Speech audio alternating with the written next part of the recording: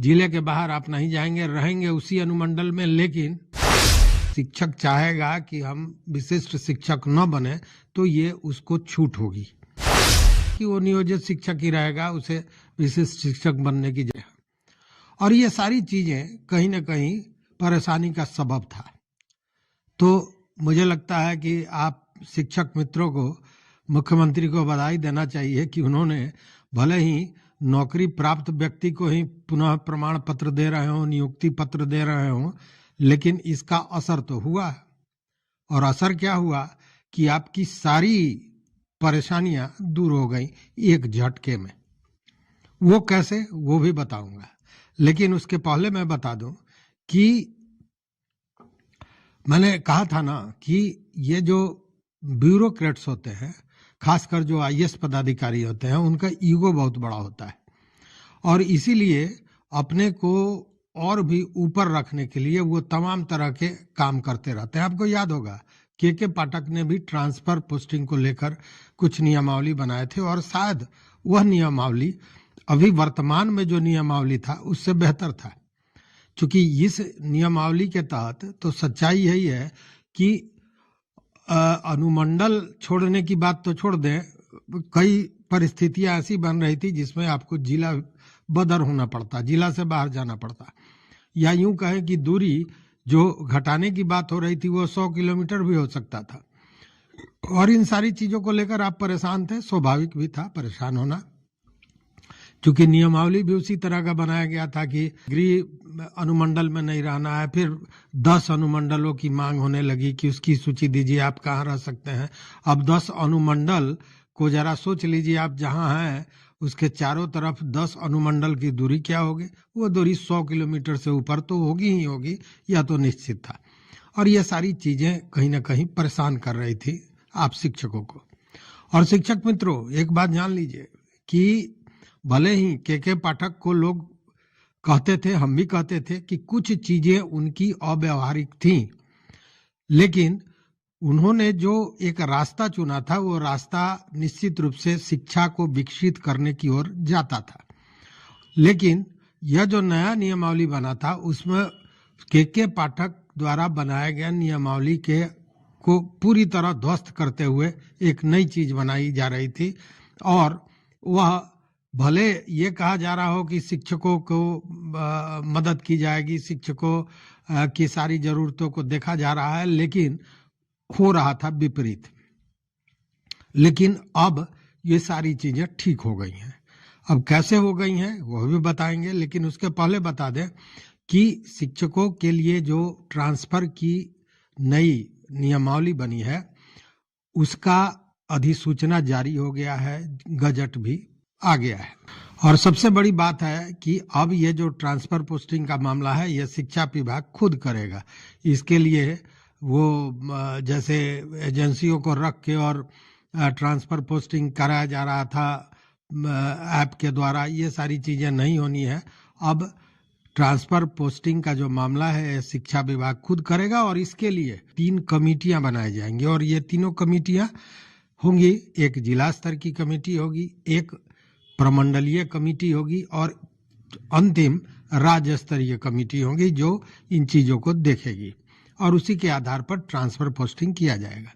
ये जो गजट आया है या जो अधिसूचना जारी हुआ है उसके तहत गंभीर रूप से बीमार शिक्षकों को या उनके परिवार में कोई अगर बीमार है तो महिलाओं को खास प्राथमिकता देने की बात कही गई है, जिसके तहत कहा गया है कि अगर किसी शिक्षक को या उसके परिजन को गंभीर बीमारी है जैसे कैंसर जैसे रोग है तो उन लोगों को प्राथमिकता दी जाएगी।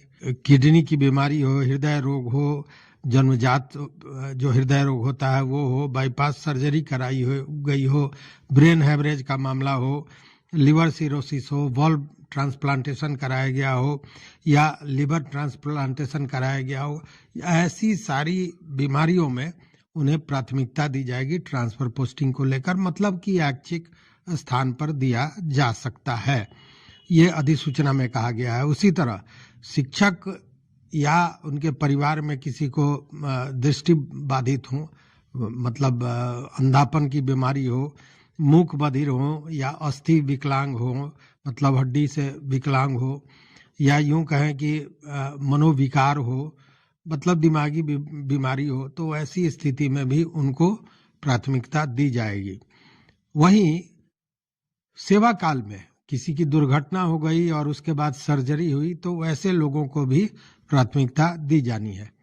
दूसरी ओर वैसी महिला शिक्षिकाएं जो विधवा हैं या परित्यक्ता हैं, उन महिला शिक्षिकाओं को प्राथमिकता दी जानी है इस अधिसूचना के तहत।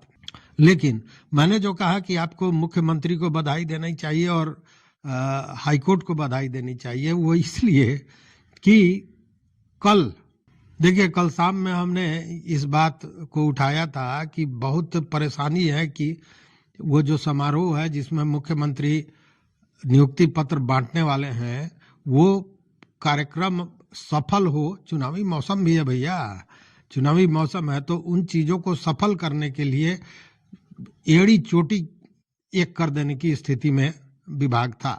इसको लेकर कल हमने बताया था कि विधि विशेषज्ञों की भी बैठक बुलाई गई थी, ये सारी चीजें हुई थी। लेकिन कल आपको याद होगा कैबिनेट की भी बैठक थी, और कैबिनेट की बैठक में कल जो वीडियो था हमने आपको बताया था कि जो कई विधान पार्षद हैं, कई नेता हैं, और खासकर सत्ताधारी वैसे सेकंड लाइनर नेता भी इस बात को लेकर चिंतित थे और इस बात को उठा रहे थे कि शिक्षकों के मुद्दे को जरा ठीक ठाक कीजिए, जल्दी कीजिए, इसलिए कि चुनावी माहौल है। और आप जानते हैं कि बिहार ही नहीं, पूरे भारत में चुनाव जब आता है तभी सुधार की जो प्रक्रिया होती है या लोगों के मांग को मानने की जो प्रक्रिया होती है वो इसी समय होती है। अन्यथा 4 वर्षों 5 वर्षों तक आप चिल्लाते रहें, कोई सुनने को तैयार नहीं होता है। लेकिन जब चुनाव आता है तो सरकार केवल वोट की राजनीति में ये सारा कुछ करती है, और वही असर कहीं ना कहीं दिखा भी है। क्या दिखा है? कैबिनेट की बैठक में ये सारी बातें आई, कई लोगों ने ये बात मुख्यमंत्री महोदय को कही, मुख्यमंत्री ने इसको संज्ञान में लिया, इस पर फिर अलग से विचार विमर्श किया गया। बताते हैं कि उनके चैम्बर में भी ये चर्चा हुई और उसके बाद यह तय हुआ कि नहीं, यह जो नियमावली बनाया गया है जिसमें है कि 10 अनुमंडल का सूची दीजिए, आपको फलाने अनुमंडल में नहीं रहना है तो चिलाने में नहीं रहना है, तो ये गृह अनुमंडल है तो ये ससुराल है तो ये क्या है, ये सारी चीजें अब गायब हो गई।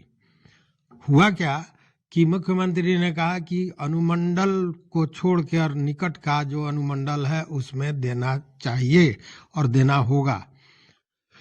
अब ये मामला देखिए क्या हुआ कि अब जिस जिले में अनुमंडल ये कहीं है उस जिले का क्या होगा। और वैसे जिले 1-2 नहीं है, 8 जिले हैं जिसमें एक ही अनुमंडल है। अब वो व्यक्ति जो शिक्षक है वो दूसरे अनुमंडल में जाता है, मतलब जिले के बाहर। हमने कहा कि जिला बदर की बात हो रही है तो जिले के बाहर, तो स्पष्ट कर दिया कि नहीं, जिले के बाहर किसी की पदस्थापना नहीं की जाएगी, ट्रांसफर नहीं किया जाएगा। तो उपाय क्या है?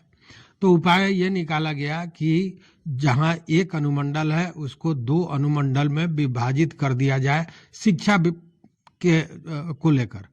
मतलब शिक्षा विभाग द्वारा जो क्षेत्रों का वर्गीकरण करना है उसमें उस जिले को 2 अनुमंडल में बांट दिया जाए और उसमें एक अनुमंडल से दूसरे अनुमंडल में ट्रांसफर पोस्टिंग किया जाए। मतलब जिले के बाहर आप नहीं जाएंगे, रहेंगे उसी अनुमंडल में। लेकिन भाई ईगो का मामला है, जब अनुमंडल बदलने की बात है तो उसी अनुमंडल को 2 भाग में करके ट्रांसफर पोस्टिंग, ये तो कहने को होगा कि हमने अनुमंडल बदल दिया। मतलब कि ये सारी चीजें आप समझ रहे होंगे। ये हमने जो कल कहा था ईगो, तो ईगो बहुत बड़ा प्रॉब्लम है। और इसीलिए या यूं कहे कि जो नियमावली आपने बना दिया, अब उस नियमावली को पालन करने के लिए भी ये जरूरी है कि एक जिला, एक अनुमंडल वाला जिला है उसको 2 अनुमंडल में विभाजित करके शिक्षा विभाग के लिए, और तब वहां पे ट्रांसफर पोस्टिंग किया जाए। तो ये सारी चीजें होने वाली हैं और इसके लिए मोटा मोटी समझिए कि सहमति मिल गई है, या यूं कहे की आदेश मुख्यमंत्री का प्राप्त हुआ है। हालांकि अभी इस पर विभागीय कुछ नहीं आया है, यह भी बात है, लेकिन इस तरह की बातें निकल के सामने आ रही हैं। दूसरी बात कि नगर निकाय, नगर निगम, इन सारी चीजों को लेकर भी तमाम तरह की बातें उठाई जा रही थी। तो इसमें भी यह हो गया है कि जो नगर निकाय है या नगर निगम है या कोई भी जो नगर निकाय है, उसको एक अलग यूनिट माना जाएगा, वो एक यूनिट होगा। इस पर भी सहमति जताने की बात आ रही है।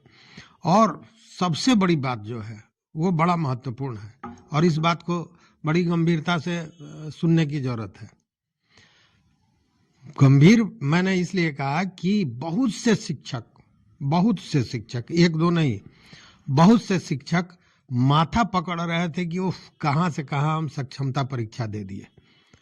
तो पहले जो के पाठक के समय भी ये चर्चा हुई थी कि जो शिक्षक चाहेगा कि हम विशिष्ट शिक्षक न बने तो ये उसको छूट होगी, और वो चीज फिर लागू हो गया। मतलब उस पर सहमति जता दी गई कि कोई भी शिक्षक, नियोजित शिक्षक जिसने सक्षमता परीक्षा दी हो लेकिन वो नहीं चाहता हो कि हम विशिष्ट शिक्षक बने, तो वो पूर्ववत नियोजित शिक्षक ही रहेगा, उस पर कोई जोर जबरदस्ती नहीं होगी। ये बहुत बड़ा मैटर है, बहुत बड़ा प्रश्न है, बहुत बड़ी उपलब्धि है। क्योंकि बहुत से शिक्षक, अब मान लीजिए कि कोई 20 बरस काम कर चुका है और उसने परीक्षा दे दी, अब वो कहीं बाहर फेंका जाएगा, तो उसने ये चुना कि वो नियोजित शिक्षक ही रहेगा, उसे विशिष्ट शिक्षक बनने की जरूरत नहीं है, ताकि ये जो तमाम तरह की चीजें हैं इनसे बच सके। चूंकि कई चीजें हैं, अभी भी भ्रम की स्थिति तो बनी हुई है, इससे इनकार नहीं किया जा सकता है। चूंकि जो शिक्षक विशिष्ट शिक्षक बनेंगे उनके सेवा काल जो पिछला है ऐड होगा कि नहीं, उनका वेतनमान उस आधार पर होगा कि नहीं, ये सारी चीजें अभी भी हैं जो चर्चा का विषय है और जो चिंता का भी विषय है। लेकिन अभी जो तत्काल ट्रांसफर पोस्टिंग का मामला था उसमें शिक्षकों के लिए ये बहुत बड़ी खबर है। और साथ में मैंने कहा ना कि मुख्यमंत्री और हाई कोर्ट का धन्यवाद दें आप सभी, मैं तो दे रहा हूं इसलिए कि अगर ये दोनों एक्टिविटियां नहीं होती तो शायद इतनी आसानी से ये चीजें सामने नहीं आती और कैबिनेट की बैठक नहीं होती, 20 तारीख को इस तरह का कार्यक्रम नहीं होता, तो जो मंत्री संतरी या जो अन्य नेतागण ने इन बात को मुख्यमंत्री तक पहुंचाई, पता नहीं मुख्यमंत्री के पास पहुंच पाता कि नहीं, क्योंकि मुख्यमंत्री इन दिनों इन सारी चीजों से थोड़ा अलग थलग पड़े हुए दिख रहा है। अब कहना यह है कि ये जो तमाम पिछले 1-2 सप्ताह से जो ये हलचल था, ये एक भूचाल आया हुआ था, हाहाकार मचा हुआ था, ये सारी चीजें समाप्त हो गई हैं। लेकिन अभी ऐसा नहीं है कि आग समाप्त हो गया है, मामले हाई कोर्ट में है, हाई कोर्ट में क्या सुनवाई होती है, क्या होता है, ये सारा चीज बड़ा महत्वपूर्ण होगा। लेकिन एक चीज तो तय हो गया कि ये चीजें